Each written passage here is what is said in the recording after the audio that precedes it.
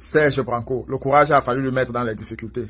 Le gars a alors vu l'échange entre le professeur Tchindjem et le sous-préfet de Bafoussam Premier. Il a seulement lancé un mot en disant que ce n'est qu'au Cameroun qu'on peut voir un sous-préfet parler mal à un professeur, un agrégé de l'université, directement. Comme les administrateurs là sont là. Le gars a pété les plombs. Il a commencé à menacer. Voilà. Alors, Serge Branco, moi j'ai seulement lu le titre qu'il a raté l'enlèvement. En politique, les mots ont leur sens. Quand quelqu'un titre que Serge Branco a manqué un enlèvement, ça signifie en réalité que on n'est plus dans un pays démocratique. On est dans un no man's land où chacun peut seulement passer et ramasser celui qui l'énerve. Mais pour revenir un peu plus sérieux, il faut avouer que le pays est vraiment en train de vivre des situations compliquées. Et voici pour vous Aristide Mono qui essaie un peu de décomplexer ce qui se passe. Bonjour, admettre la réalité n'est pas la chose la mieux partagée chez nous. Cela découle du manque d'honnêteté intellectuelle. Même face à des évidences, on se tue à démontrer le contraire. Il y a certes une allergie chronique à la vérité, mais il y a beaucoup plus un manque de sincérité, une mauvaise foi aggravée. Lorsqu'on parle de fin de règne, soit du système, soit d'un acteur du système, on pense toujours qu'il s'agit d'une chimère ou d'une simple hallucination. Pourtant, l'eschatologie est le propre de l'homme et donc de ses œuvres, parmi lesquelles ses dynamiques sociales et son pouvoir.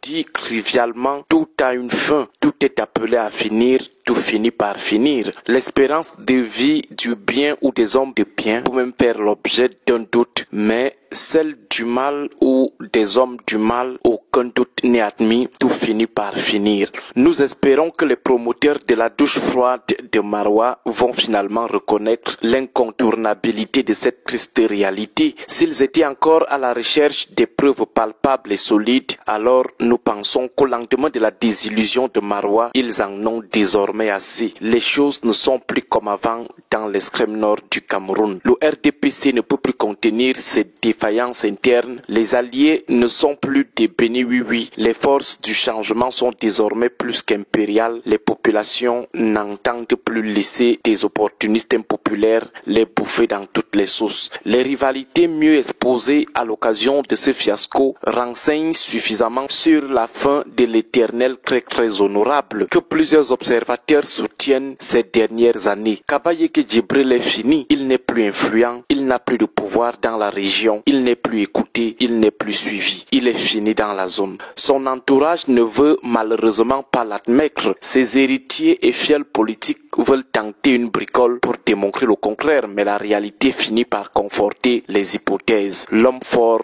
de Mada n'est plus fort. Le boycott a été significatif. Tous les ministres de la région ont estimé qu'ils n'avaient pas de temps à perdre, à l'exception d'un seul qui est d'ailleurs délégués. Tous les députés ont également brillé par le boycott à l'exception de 2 d'entre eux. Même attitude de la part des présidents de section et de sous-section. Le comité central n'a envoyé aucun représentant. Celui à qui la mobilisation était destinée n'a même pas perdu son temps pour réfléchir sur qui envoyer pour aller le représenter. Pourtant, il pouvait, ne serait-ce que par simple courtoisie, désigner le gouverneur comme son représentant personnel, ce d'autant plus que ce dernier manquait quoi faire à cet événement où même un directeur de cabinet a bénéficié de plus d'égards que lui. L'entourage du PAN avait certainement besoin de preuves. Nous croyons que là, ils ont été finalement servis. Leur parent est aujourd'hui un has-been. Aussi, qu'ils sachent qu'ils ne pourront pas profiter de leur proximité avec l'homme pour rester avec sa lance de leader du RDPC dans la zone. Qu'ils prennent acte de l'échec de la perpétuation de la colonisation du Mayo Sava ou simplement de Mada. Qu'ils admettent finalement que l'instrumentalisation des populations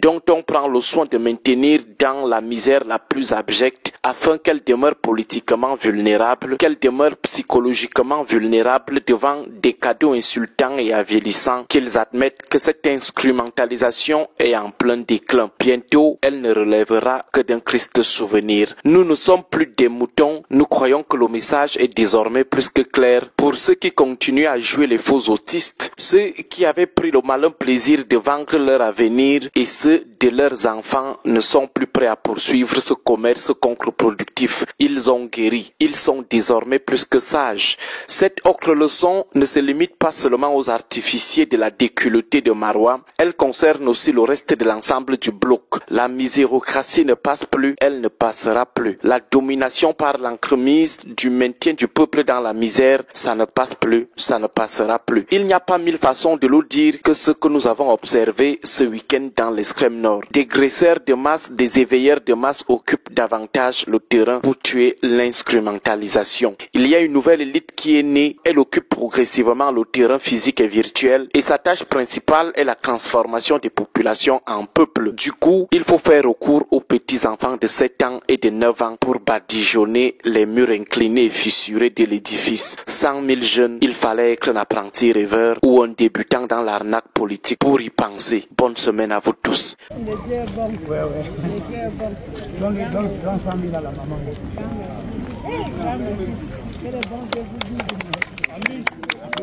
Alors, qui habite là-bas? Elle est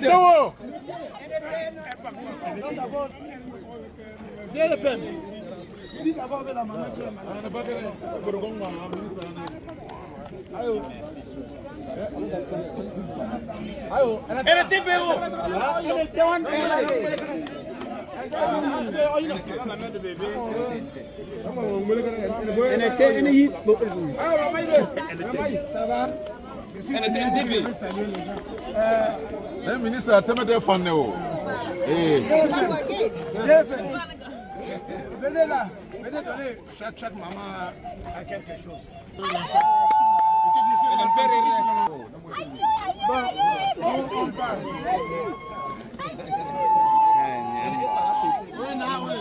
Voilà.